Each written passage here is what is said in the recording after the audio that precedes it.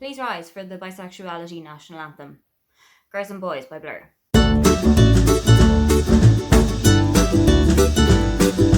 Hi, welcome, come on in. My name is Aoife and today I am taking you through a TBR for a month, which very rarely happens, but does happen on special occasions. This is a TBR for the books that I am hoping and planning to read in June. I've only got 5 on here for one very specific reason, in that I tried to pick colours or spines that would match the bisexual flag.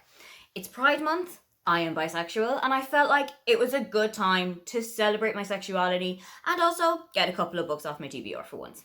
I am also one of the birthing partners for the NSFWathon, and for this round, it's all about pregnancy-related things, childbirth, and I'm going to try and fit as many books as I have picked out for the bi flag into the prompts for the NSFWathon. There are 30 prompts on that list, but thankfully, not all of them are to do with reading a book that X. Some of them are just put your feet up, read a book in the morning, read a book while you're in the bath, and I feel like those are going to be pretty easy to tick off throughout the month. But for the ones that were read a book that X, I really tried to fit all of them in.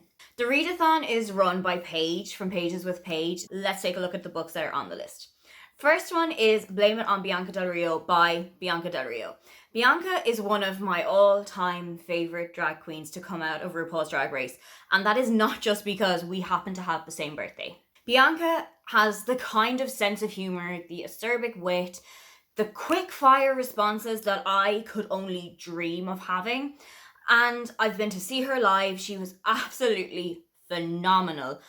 And I would really love to read a book about her startup as a drag queen, about her childhood, about how she came to be where she is now. She is a complete hurricane, so I am expecting this book to be a little bit chaotic, quite funny, and just a really enjoyable read overall. Of course, because this is a book written by a comedy queen, I'm expecting it to be pretty funny, which does make it fit into the laughing gas prompt of the NSFWathon where you read a funny book.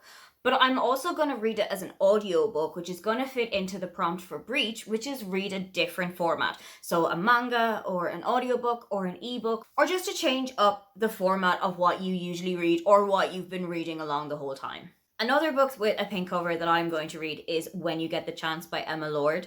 This is Emma's 3rd book, I think. It's going to be the 3rd book of hers that I'm reading anyway. I've really enjoyed Tweet Cute. You Have a Match was a bit of a dip for me, so I'm really hoping that this one is going to bring it back up. This one follows Millie, who's a really big theatre nerd. She absolutely loves theatre and performing, and she lives with her dad but has absolutely no idea who her mother is. So this is kind of like a somewhat retelling reversal of Mamma Mia, where she discovers her dad's online diary from when Millie was about maybe in her childhood anyway. And she goes off and then tries to discover who her mother is, put the clues together, and go off on this little journey of discovery of her family. I really love a found family trope. It's one of my favourite things to read. And I am so excited to see if this one, that was on one of my most anticipated books of the year video, I'm really excited to see if it's going to live up to my hype. As this is a YA book, it fits kind of well into the 4th trimester prompt for the NSFWathon, which is to read a children's book. It's not technically a children's book, it's a YA book, but I feel like that's the best I can do with this TBR that I've got. Then we go on to The Purple Stripe, and I have got The Dating Plan by Sarah Desai. I know that I read The Marriage Game and I didn't like it, but I don't feel like I'm going to write her off just yet. This book has got a fake dating trope in it, which is just like my absolute kryptonite. So I have a feeling that hopefully, because that trope is in here, it's going to bring me into the book a little bit more. In this book, you are following Daisy, who is a software engineer and has got basically her entire life planned out except for one thing: love life. Her family are then trying to set her up on an arranged marriage, but she is having absolutely none of it. So she decides to ask her friend Liam, who she was really into when she was a child, if he will pretend to be her fiancé for a bit. This is also going to work out really well for Liam, because he has just realised that if he's going to get the inheritance he is after, he needs to be married first. And Daisy is his best friend's little sister, and I've not really read a whole lot of best friend's little sister tropes yet, so I'm really hoping that I'm going to get on okay with this one. For the NSFWathon, for me, this fits into the sperm donor prompt because I asked a friend of mine to pick out a book that had a purple colour on the cover, and this is the one that she went for. It also fits into second trimester because this is the second book in a series that I've already started and I'm going to be continuing on with. Then on to the blue books, and the first one is Written in the Stars by Alexandria Bellefleur. I've heard so many people absolutely rave about this series, and now is my time to get on the hype train. This book follows Elle and Darcy, who have been on a date together, and it went horrifically, except for the fact that Elle's brother has heard differently, that they got on really well. And due to them figuring out work situations and all of that, they decide to kind of put a facade up and continue to fake date each other for promotions and to make their families happy. Of course, with any fake dating trope, they end up really falling for each other. And I am so excited to see how this kind of Pride and Prejudice, Bridget Jones's Diary reimagining is going to play out.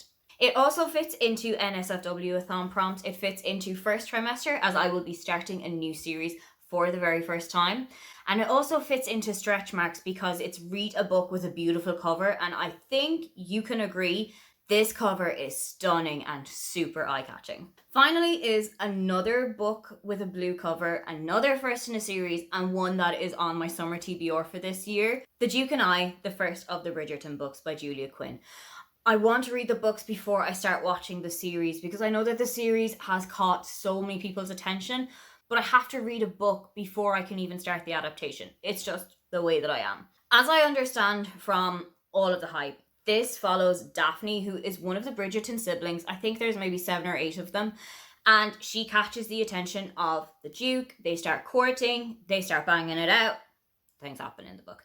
I also know that there is a kind of gossip girl columnist in the books called Lady Whistledown. I do know who Lady Whistledown is. I accidentally spoiled myself, but I don't think that I'm going to let that interfere with how I'm enjoying the book. I'm just going to go in for the ride. This book also fits into a couple of the NSFWathon prompts. It fits into ultrasound because it's got a couple of cold colours on the cover. I feel like this kind of pastel blue that's at the top is a little bit cold. And it also fits into Leaky Tits because this is a book that is completely milking the system at the moment. Everybody's talking about it. Everybody is reading it. Everybody's watching the show. And I feel like I'm the one who's slogging behind and really needs to catch up. So this is me catching up. These are some of the books that I am hoping to get ticked off the shelves in June. Which of these do you think that I should start with, or have you read any of them at all? Don't forget to like and subscribe because I have new videos up every week. Now, get on out of here.